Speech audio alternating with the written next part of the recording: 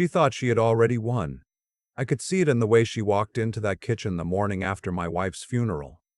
Like she owned the floors, the walls, the air itself. She didn't even look at me when she poured herself a cup of coffee from my coffee maker, just stood there by the window in her silk blouse, scrolling her phone, while I sat at the table where my wife and I had eaten breakfast together for 31 years. That was the morning I understood what was coming. My name is not important. What matters is this. I spent 40 years building something real. I was a structural engineer. I didn't inherit money. I earned it, saved it, reinvested it. My wife Beverly and I bought our first house in Spokane with a down payment we scraped together from 2 years of brown bag lunches and skipped vacations.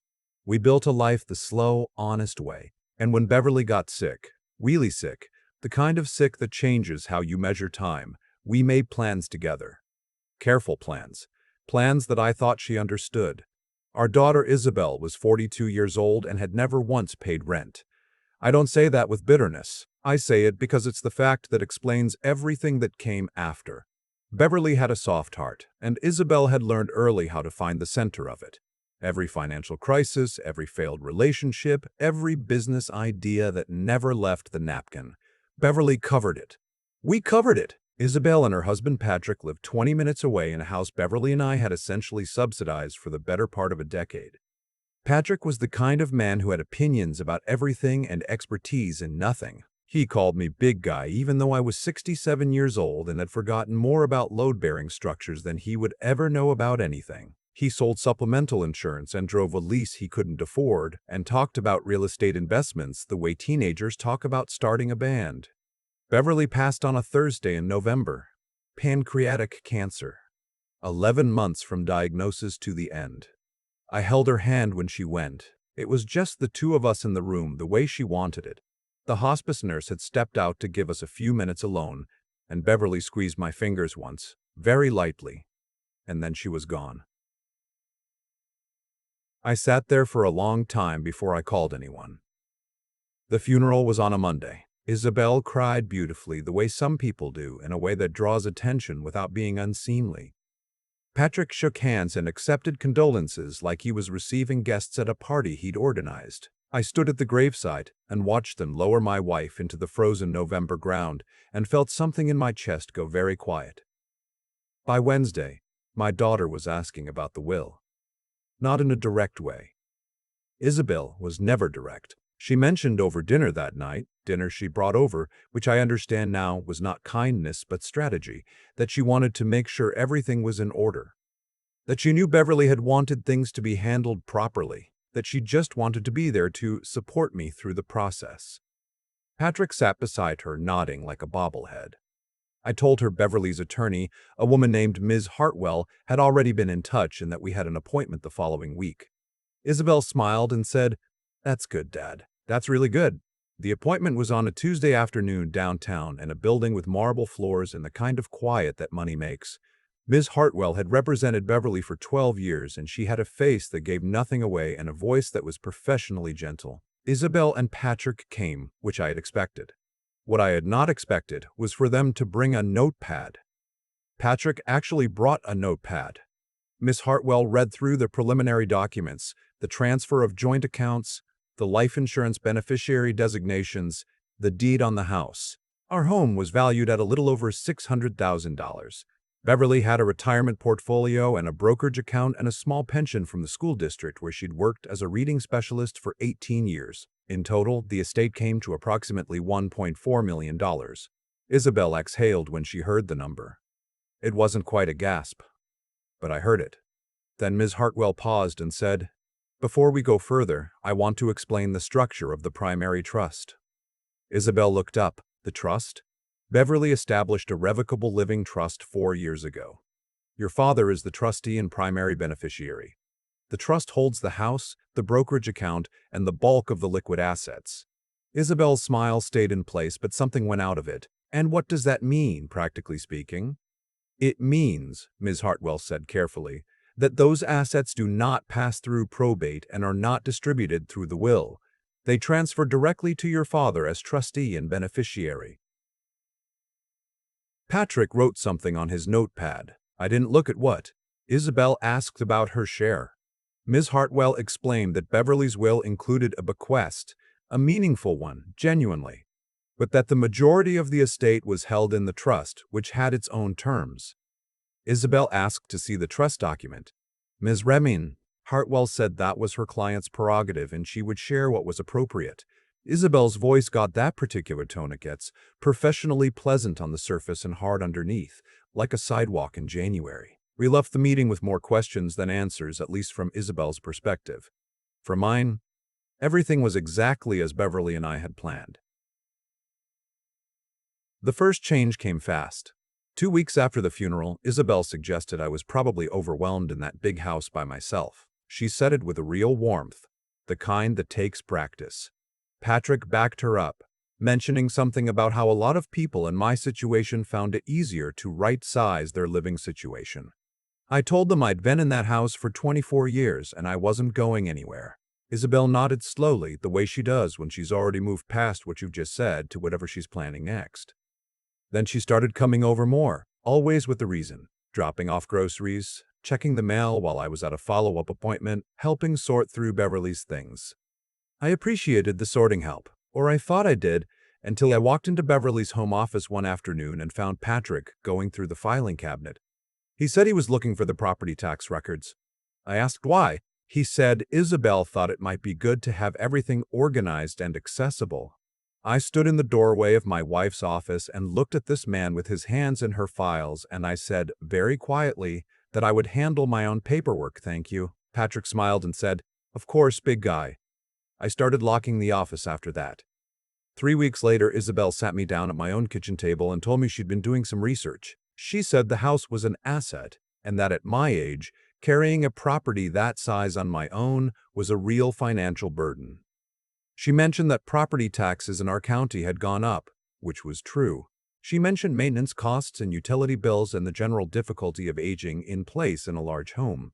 Then she mentioned, almost as an afterthought, that she and Patrick had spoken to a financial advisor, their financial advisor, and that selling the house and moving me into a nice senior community would actually be the smart thing to do.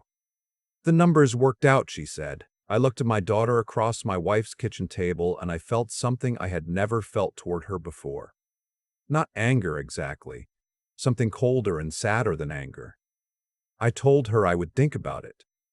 What I actually did was call Ms. Hartwell. I drove downtown the next morning and sat in her office and told her everything. She listened without interrupting. When I finished, she asked a few questions. Had Isabel made any direct requests regarding the property? Had Patrick asked me to sign anything? Was there anything in writing? I said not yet. She nodded and said, "Then let's make sure there's nothing to sign." She also reminded me of something Beverly had built into the trust that I had, in the grief of those weeks, almost forgotten. Beverly had known our daughter for 42 years. She loved Isabel completely and without condition. But she also knew her. She had seen the same things I'd seen, the same slow drift toward entitlement, the same instinct to treat family the way Patrick treated his leased car, maximum use, minimum ownership.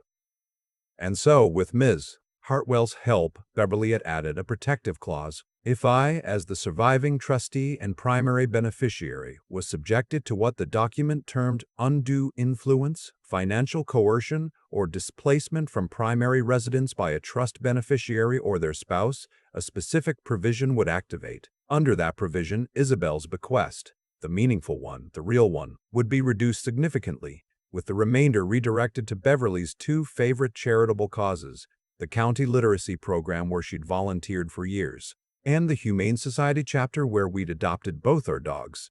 Beverly had not told Isabel about this clause. I want to be precise about what happened next because it matters. I didn't do anything dramatic. I didn't confront Isabel or give Patrick a speech. I went home and I lived my life. I started going to bed at a reasonable hour and waking up early and drinking my coffee by the window where Beverly used to read. I called my old colleagues from the engineering firm. I started walking 3 miles a day, down through the neighborhood and around the park, the way the cardiologist had been telling me to for a year. But Isabel didn't stop. In January, she told me the neighbor 2 doors down had sold his house for well over asking, which I already knew because he was a friend of mine and had told me himself. She used this as evidence that the market was right. In February, she brought over a brochure for a senior living community in Bellevue that had granite countertops in the photos and a monthly fee that would have consumed the entire bequest Beverly had left her within 6 years. In March, Patrick mentioned, casually, over dinner, like it was nothing, that he'd spoken to a real estate agent he knew, just to get a sense of what the house might list for. Just information, no pressure. I set down my fork. I asked Patrick who had authorized him to speak to a real estate agent about my home. He said he was just trying to help. I said I hadn't asked for his help. Isabel put her hand on my arm and said I was getting upset over nothing and that they were just trying to look out for me. I said I would like them both to leave. There was a moment of silence. Isabel looked at Patrick. Patrick looked at his plate. Then they got up and left. And for the first time since Beverly died, I felt something that was almost peaceful settle over that kitchen. I called Ms. Mies Hartwell the next morning and told her what had happened. She said, "I'll send the documentation to Isabel's address this week." The letter arrived on a Thursday, 6 pages, on letterhead, in language that left no room for interpretation. It outlined the trust provisions in full, including the protective clause. It explained in the specific and unambiguous vocabulary that attorneys deploy when they want something understood, that Patrick's conversation with a real estate agent regarding a property held in trust without the trustee's knowledge or consent constituted a triggering event under the document's terms. Isabel called me 4 times that afternoon. I let it go to voicemail. The 5th time I picked up, she was crying. Not the beautiful funeral crying. Something rawer, less practiced. She said she didn't understand, that she hadn't done anything wrong, that they were just trying to help. I let her talk. When she finished, I said very calmly that I understood she believed that, and that I loved her, and that Ms. Hartwell would be in touch with the specifics. "What specifics?" she said. "Dad, what does that mean?" I said. "It means your mother planned ahead." There was a long silence on the phone. "She knew," Isabel said. "It wasn't a question." "She knew you," I said. "That's not the same thing." Ms. Hartwell's letter had triggered a formal review process. Under the trust terms, the protective clause had to be evaluated by an independent trustee, a bank-affiliated fiduciary Beverly had designated for exactly this purpose. That review took 6 weeks. During those 6 weeks, Isabel did not come to my house. Patrick did not call. I found I did not miss either of them the way I might have expected. What I found myself missing in those quiet weeks was Beverly. Not the way you miss someone who's just left the room, the deeper, quieter kind, the absence that reorganizes the air around you. I finished her reading journal, the one she'd been keeping for years, every book she'd loved with a sentence or two about why. I made her chicken tortilla soup from the recipe card in her handwriting. I drove out to the cemetery on a Sunday morning when the ground was finally thawing and sat on the bench near her stone for about an hour and just talked to her. The way you talk to someone who can no longer answer but who you know, bone deep, is still somehow listening. The fiduciary completed the review in April. The findings were clear. Isabel's bequest was reduced by 60%. The redirected funds went to the literacy program and the Humane Society, as Beverly had specified. Isabel received a letter. I was not present when she read it, but Ms. Hartwell told me Isabel had called the office and spoken for a long time and then eventually gone quiet and said, "She really did this." "Yes," Ms. Hartwell told her. "She really did. The house is mine and I am not leaving it. I sit by the window in the morning with my coffee and I look out at the yard Beverly planted, the roses along the fence that need trimming in April, the Japanese maple that has somehow survived 12 Washington winters. The dogs are getting older. So am I. Both of these things are fine." Isabel came by in May, not with Patrick, just herself. She stood on the porch, and I opened the door and we looked at each other for a moment before she said she was sorry. Not for the legal outcome, for the thing underneath it, the way she'd looked at my home and seen an asset, looked at her mother's death and started counting, looked at me and seen an obstacle. I told her I knew. I told her I was glad she'd come. We sat on the porch for a while and didn't talk about the trust or the house or the real estate agent. We talked about Beverly, about the things she used to do that annoyed us both, the way she saved every rubber band that came off the newspaper even after we switched to digital, the way she couldn't watch a movie without predicting the ending out loud 20 minutes in, always correctly, with a satisfaction that was impossible to be irritated by for very long. Isabel laughed, and it was a real laugh, the kind I remembered from when she was a girl. I didn't know what would come next for us. I still don't. But Beverly knew that the most important thing wasn't the money. It never was. It was whether, after all of it, there was still something left between us worth calling a family. My wife was the smartest person I ever knew. She planned for everything, including that.